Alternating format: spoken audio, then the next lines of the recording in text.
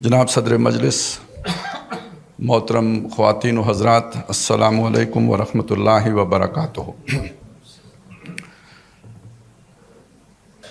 रज़ाए इलाही के हुसूल की बात है तो रज़ाए इलाही का हुसूल तमाम मुसलमानों के लिए एक ही पैमाना अल्लाह तबारक व तआला ने मुकर्रर किया है। वो मुसलमान किसी भी प्रोफेशन से ताल्लुक़ रखता हो, वो मुसलमान मज़दूर हो, पढ़ा लिखा हो, अनपढ़ हो, वो मुसलमानों के उमूर पर अल्लाह ताला ने उसे कोई जो है ना वो ज़िम्मेदार बनाया हो, पैमाना सब के लिए एक ही है। वो बुनियादी पैमाना पूरा करने के बाद फिर अपने अपने प्रोफेशन की बात आएगी, अपने अपने ज़िम्मेदारियों की बात आएगी, लेकिन जो बेसिक्स हैं वो सब के लिए एक हैं। तो मैं ये सबसे पहले ये वज़ाहत करना चाहता हूँ, कोई तालिब इल्म है या किसी प्रोफेशन से वाबस्ता है या मज़दूर पेशा है या वो ज़मींदार काश्तकार है, बुनियादी पैमाना सब के लिए एक है और वो है उदखुलू फिस्सिल्म काफ़ा, इस्लाम में पूरे के पूरे दाखिल हो जाओ। लेकिन ये कि ये ख़िताब किससे है, पहले ये बात समझनी चाहिए। या अय्युहल्लज़ीना आमनू, ऐ वो लोगो जो ईमान लाए हो। ये अहले किताब से ख़िताब नहीं है।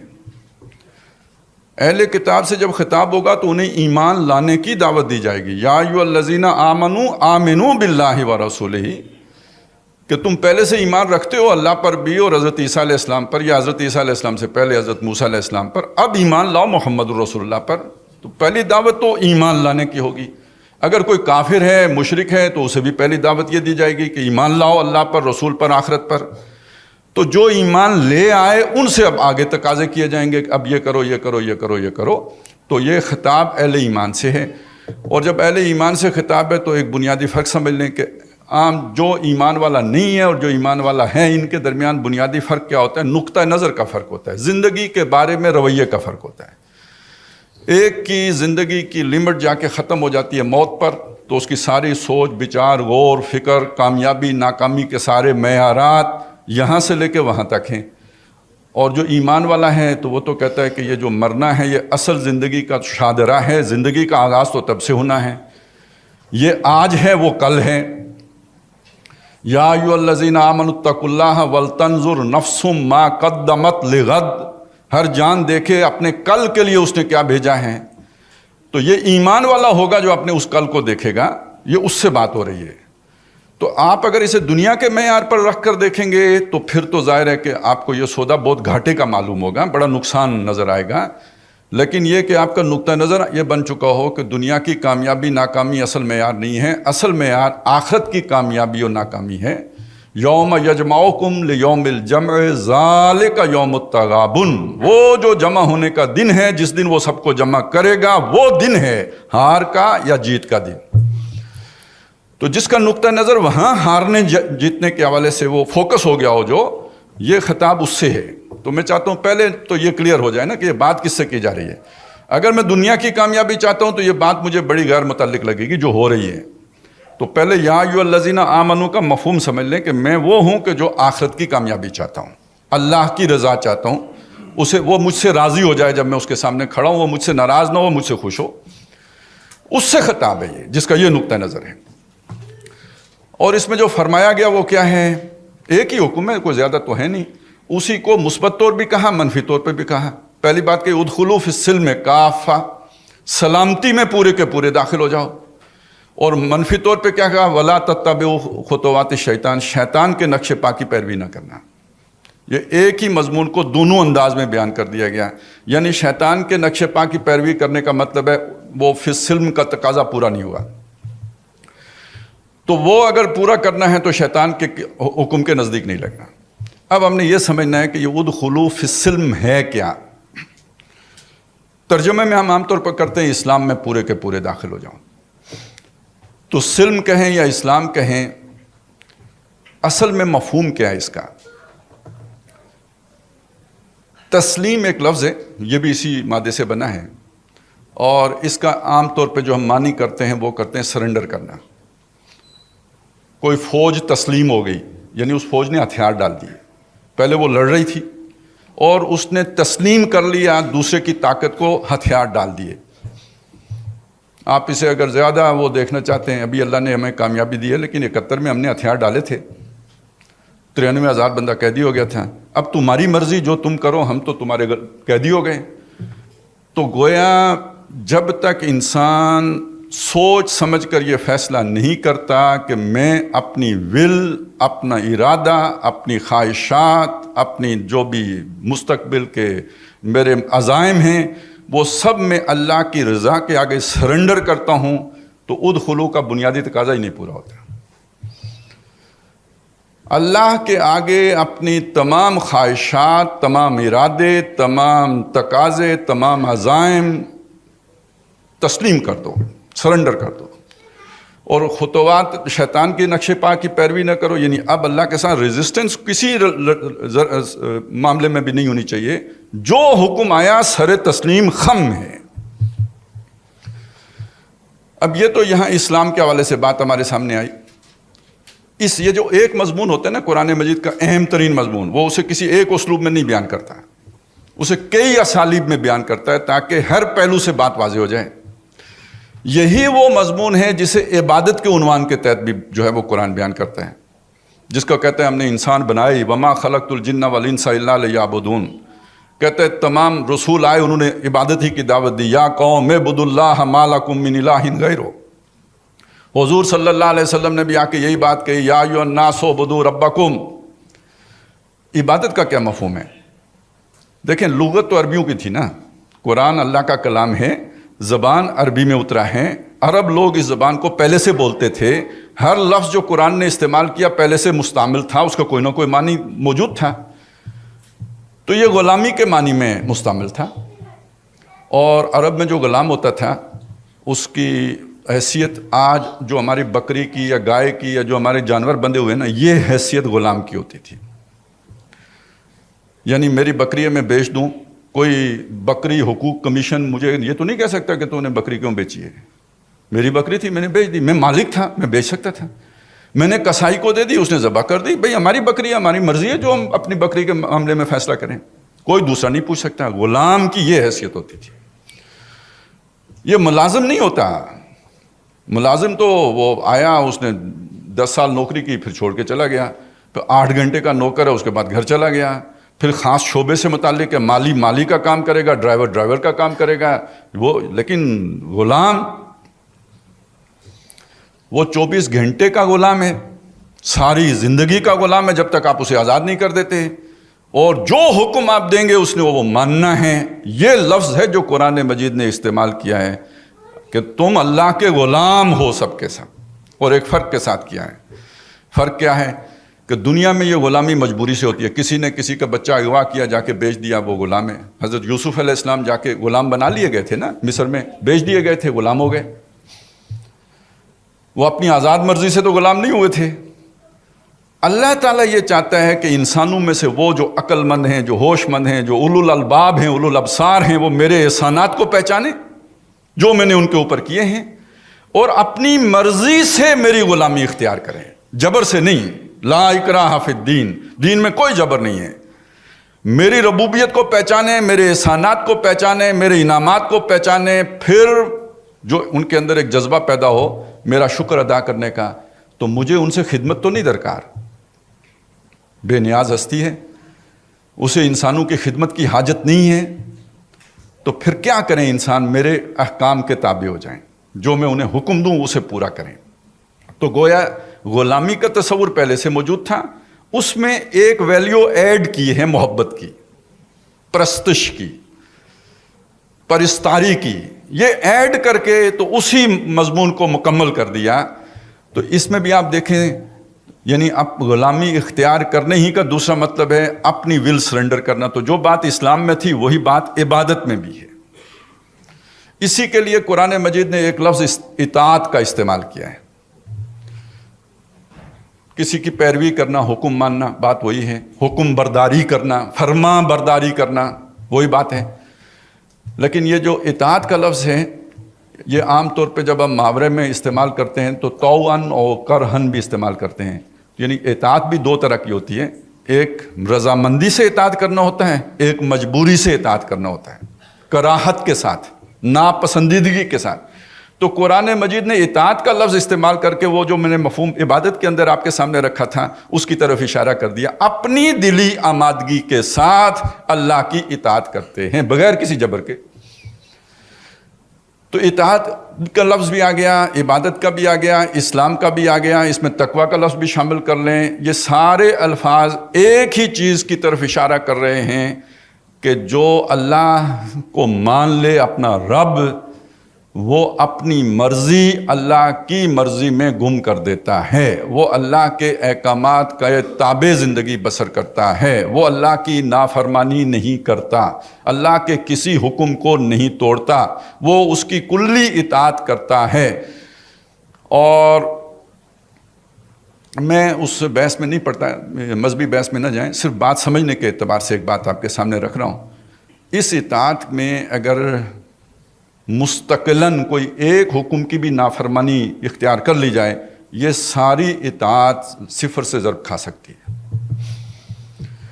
بلا من کسب سیئۃً, کیوں نہیں, جس نے ایک بھی برائی کی, وَأَحَاطَتْ بِهِ خَطِیَّتُهُ, اور اس برائی نے اس کو گھیر لیا آخرت میں, فَأُولَٰئِکَ أَصْحَابُ النَّارِ هُمْ فِیہا خَالِدُونَ, وہ دوزخ والے ہوں گے, ہمیشہ ہمیشہ اس میں رہیں گے. باقی ساری اطاعت کا چھٹی ہو جائے گی. اس کو آپ ایک مثال سے سمجھ لیں. اللہ نے پکار لگائی میرے نبی پر ایمان لاؤ. تھوڑے لوگ تھے جو ایمان لائے مکے میں. پکار لگی جو بھی تم پہ آزمائشیں آئیں جھیلو, برداشت کرو, صبر کرو. اس بیرو والا یاسر صبر کیا, مارے کھائیں. پکار لگی اب یہاں سے ہجرت کرو, ہجرت کی. یہ چھوٹی چھوٹی قربانیاں ہیں, بہت بڑی بڑی قربانیاں ہیں یہ دیں. یہ ساری قربانیاں دینے کے بعد مدینے آ گئے. 2 سال گزرے, ایک اور پکار لگی. اب قتال کی پکار ہے. استجیبوا للہ وللرسول اذا دعاکم لما یحییکم, اللہ اور رسول کی اس پکار پر لبیک کہو جب وہ تمہیں پکاریں اس چیز کی طرف کہ جس میں تمہاری زندگی ہے. یہ سورہ انفال کی آیت ہے. یعنی بدر پہنچو اور 313 1000 کے مقابلے میں سفارا ہو جاؤ. بظاہر احوال جیتنے کا کوئی امکان نہیں ہے, لیکن اللہ کا حکم ہے تسلیم کرو. اب آپ سوچیں اگر یہاں پہنچ کر کوئی یو ٹرن لے لے, پچھلے سارے کیے کرائے پر پانی پھر جائے گا یا نہیں پھر جائے گا؟ بلا من کسب سیئۃً وأحاطت بہ خطیئتہ فأولئک اصحاب النار ھم فیہا خالدون. اسی طرح ایک بات میں اور آپ کے سامنے, ایک آدمی ہے نماز بھی پڑھتا ہے, روزے بھی رکھتا ہے, سب کچھ کرتا ہے, اقامت دین کی جدوجہد بھی کرتا ہے, سود خوری نہیں چھوڑتا. تو قرآن مجید یہ بات کہتا ہے یا نہیں کہ ومن عادا, اب جب اللہ نے یہ حکم دے دیا, تم تک پہنچ گیا, یہ معجزہ آ گئی تمہارے سامنے, اب اگر کسی نے اعادہ کیا یعنی دوبارہ سود کھایا, فاولئک اصحاب النار, آگ والوں میں سے ہو جائے گا. 10 دن 100 دن نہ, ہم فیہا خالدون, ہمیشہ رہے گا اس میں. تو اب وہ چونکہ ہمارا ایک تصور ہے, ایک فقہ کے ساتھ یہ بات جو ایک عقیدہ ہے اس کے ساتھ ٹکر جاتی ہے کہ جس میں رائی کے دانے کے برابر بھی ایمان ہو تو وہ بالآخر دوزخ سے نکل کے جنت میں آ جائے گا. تو اب یہ مسئلہ کھڑا ہوا, تو میں دیکھ رہا تھا کہ مفتی تقی عثمانی صاحب نے پھر اس کا حل یہ نکالا. انہوں نے یہ بیان کیا وہاں پہ کہ جب یہ سود خوری کو شروع کرے گا تو گویا وہ اس کا ایمان ہی زائل ہو جائے گا. لیکن بات ماننے پہ مجبور ہوئے وہی جو میں آپ کے سامنے رکھ رہا ہوں. اس سے چھوڑیے ایمان زائل ہوا یا نہیں ہوا, نتیجہ وہی نکلا. تو یہ ہے حقیقت اس اسلام کی, ادخلوا فی السلم کافہ کی. بلکہ ایک اور مثال میں آپ کے سامنے رکھوں, ہم سے پہلے ایک امت گزری ہے, اس کی برائیاں بیان کر کے اللہ تعالیٰ نے لذت نہیں لی ہے بلکہ ہمیں سبق سکھائے. اگر قرآن مجید میں بنی اسرائیل کی شرارتوں کا ذکر ہے تو محض شرارتوں کے بیان کے طور پر نہیں ہے, اس لیے ہے کہ میں اور آپ وہ کام نہ کریں جو انہوں نے کیا ہے, اس لیے وہ مثالیں عبرت کے طور پر پیش کی ہیں. تو ایک مثال ان کی یہ بھی دی ہے کہ وہ یہ کام کرتے تھے کہ جب کسی قوم پر غصہ آتا ان کو گھروں سے نکال دیتے. اللہ نے حکم دیا تھا کسی کو گھر سے نہ نکالنا, وہ نکال دیتے تھے. بعد میں پتہ چلتا کہ کسی نے انہیں قید کر لیا ہے, غلام بنا لیا ہے. تو چونکہ اللہ کا یہ بھی حکم تھا کہ بنی اسرائیلی کوئی غلام ہو تو اس کو آزاد کراؤ, تو اب یہ چندہ کر کے پیسے اکٹھے کر کے پہنچ جاتے تھے اسے آزاد کرانے کے لیے بھی.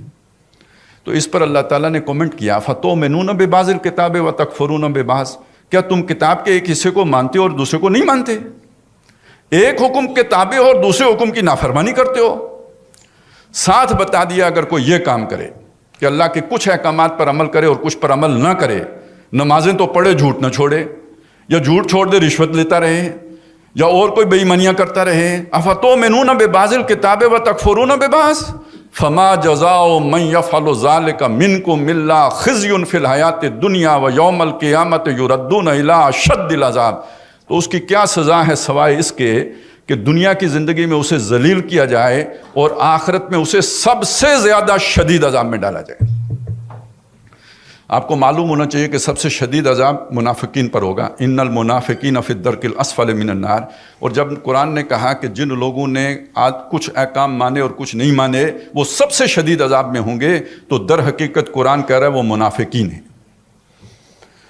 ایمان والے وہ ہیں جو پورے کے پورے اسلام میں داخل ہوتے ہیں، اور یہ جو آدھا تیتر آدھا بٹیر ہیں یہ نفاق کی علامت ہے۔ وَمِنَ النَّاسِ مَن يَعْبُدُ اللَّهَ عَلَىٰ حَرْفٍ، لوگوں میں وہ بھی ہیں جو اللہ کی عبادت تو کرتے ہیں لیکن کنارے کنارے ہو کر کرتے ہیں، مشکل احکامات سے منہ موڑ لیتے ہیں، یو ٹرن لے لیتے ہیں، جہاں زیادہ جو ہے چبن ہو، اور جو آسان لگتے ہیں جس میں کوئی کمفرٹ میں رہتے ہیں ان پر عمل کر کے اللہ کو بھی خوش کرنے کی کوشش کرتے ہیں۔ یہ ہیں وہ لوگ کہ جن کے بارے میں قرآن کہتا ہے دنیا خسرت دنیا والآخرہ، ان کی دنیا بھی برباد ہے اور آخرت بھی برباد ہے۔ تو میرا خیال ہے یہ پوائنٹ تو کم از کم بہت اچھی طرح ہائی لائٹ ہو گیا ہے کہ اللہ کی رضا کے لیے ڈیمانڈ کیا ہے، پورے کے پورے اسلام میں داخل ہونا۔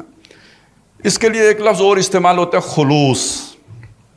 اس خلوص کو بھی ہم ایک خاص معنی دے دیتے ہیں، وہ ارادے کا، نیت کا خلوص مراد لے لیتے ہیں، لیکن اصل میں خلوص کا لفظ خالص سے بنا ہے۔ اور جب قرآن کہتے ہیں الا للہ الدین الخالص، یاد رکھو اللہ تعالیٰ قبول کرتا ہے خالص اطاعت، تو اس کا مطلب اس اطاعت میں کسی اور کی ملاوٹ ہو جائے تو اللہ قبول نہیں کرتا۔ تو جب اللہ کے کسی حکم کو توڑا جاتا ہے تو ظاہر مقابلے میں کوئی حاکم موجود ہوتا ہے۔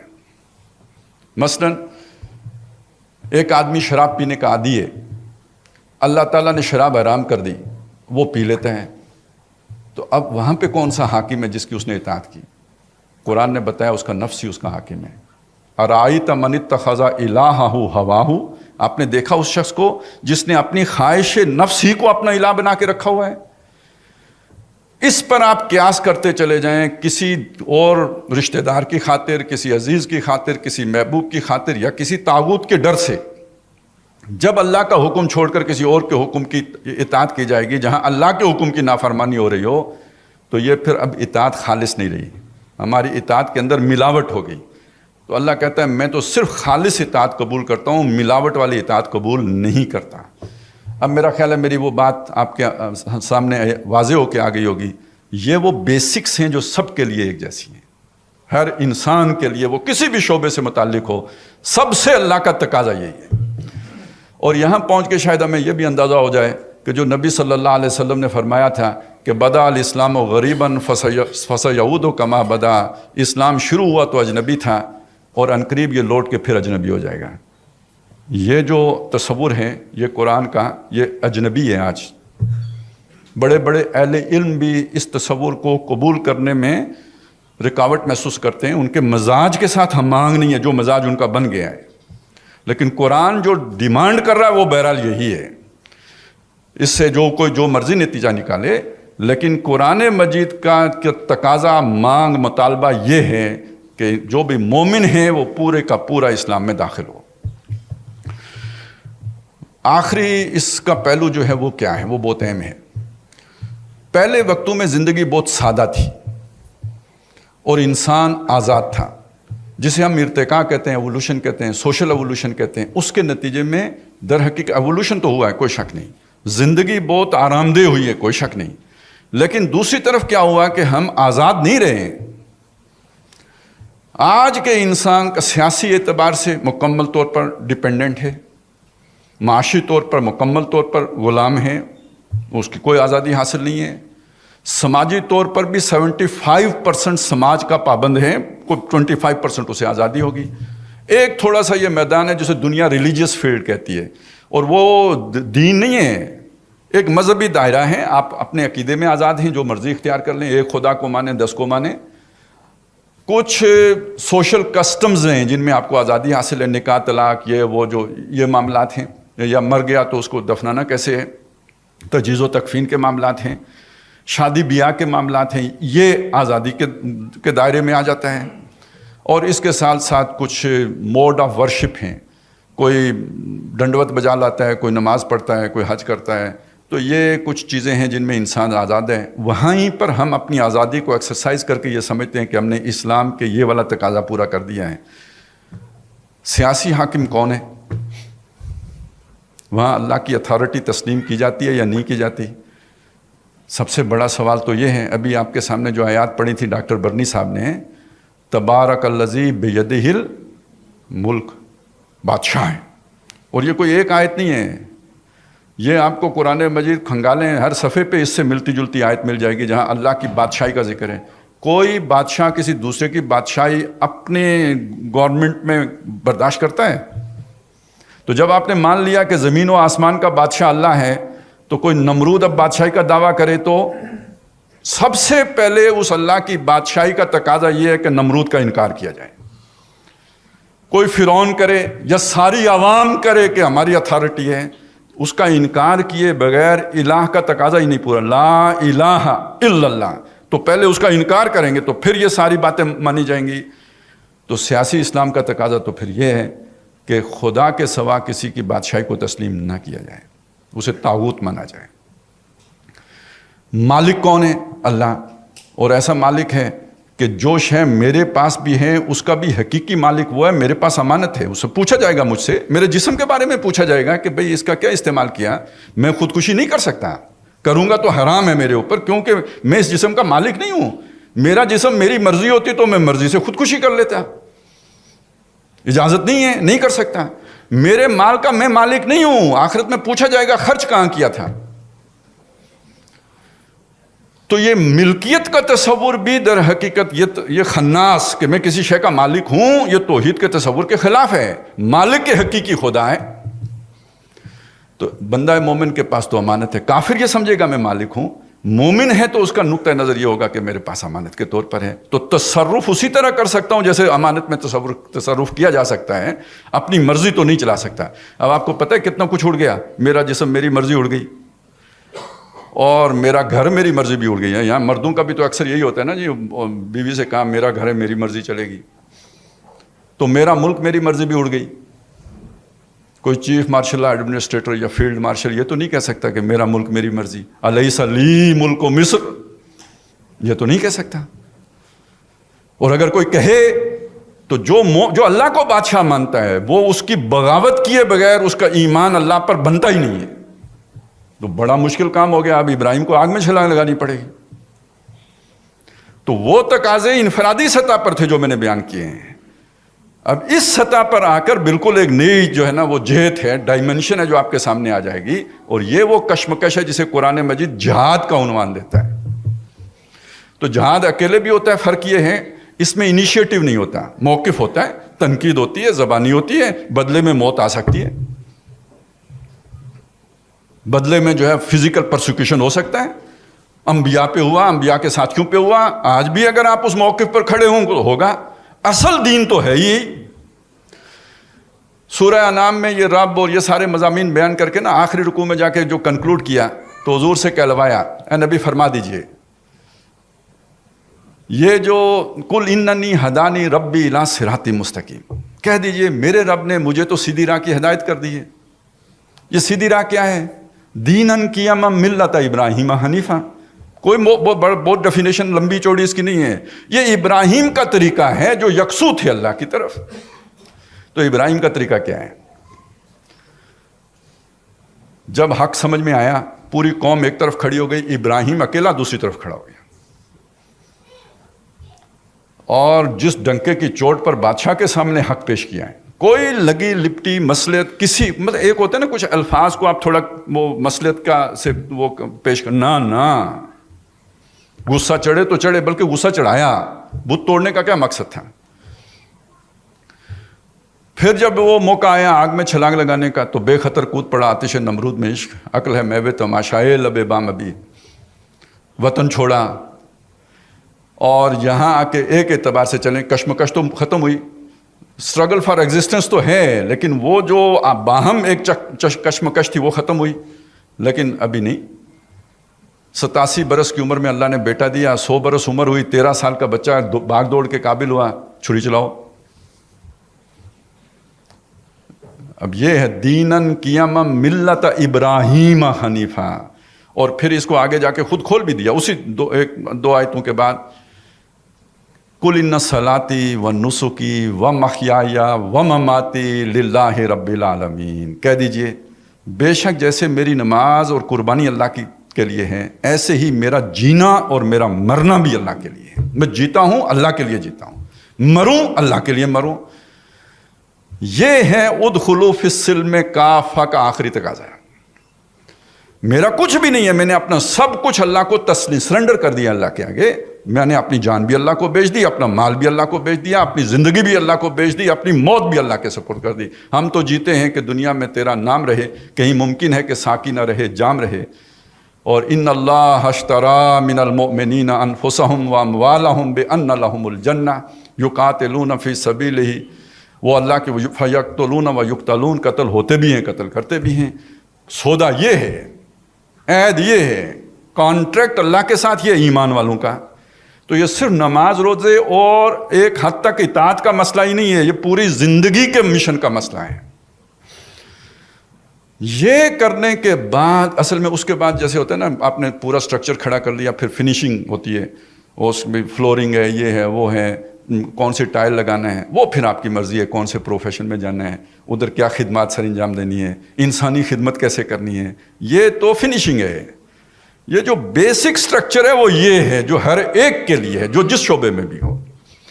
اور اگر اسے میں بھول گئے ہوں تو اسے یاد کرنے کی ضرورت ہے, اور اگر یاد ہو تو یاد رکھنے کی ضرورت ہے, کیونکہ یہ یاد رہتا بھی نہیں. تھوڑے عرصے کے بعد پھر وہ نمک کی کان میں جیسے نمک سب نمک ہو جاتا ہے, تو اس دنیا کے بکھیڑوں میں پڑھ کے دنیا نے تیری یاد سے بیگانہ کر دیا, تجھ سے بھی دل فریب ہیں غم روزگار کے, تو اس میں پڑھ کے بندہ یہ والا مشن بھول جاتا ہے.